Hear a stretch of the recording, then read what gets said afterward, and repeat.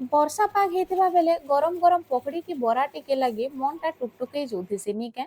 ମତେ ବି ଆଜି ବର୍ଷା ପାଗ ଦେଖିକରି ହେନ୍ତା ଏକା ମନ ଲାଗଲା। ବାକି ବନାମି ବୋଲି ଟାଇମ ଦେଖଲା ବେଲକେ ଯେ 8 ବାଜି ଯାଇଥିଲାନ। ବେଲେ ଏତକି ବେଲିଆ କାଣା ଆରୁ ପକୋଡି ବରା ଖାଇମି ଭାବଲି।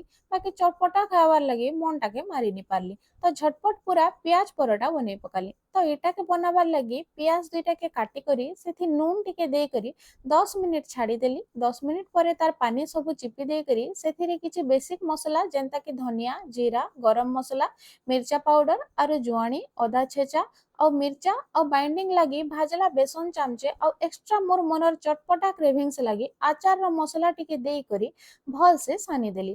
আর রুটি গুটেকে বেলি করে তার উপরে এই মশলা সবুকে স্প্রেড করে দেলি। আর তার উপরে আর গোটে রুটিকে লেয়ার করে ଦେଇକରି সেটাকে 5 ভাগ କରି ଏନ୍ତା କରି କାଟି କରି ରୋଲ କରିଦେଲି ଆଉ ତାର ଉପରେ କଲା ଜିରା ଆଉ ସୁଖା ଅଟା ଦେଇକରି ହାଲକା ହାତେ ବେଲି ଦେଲି।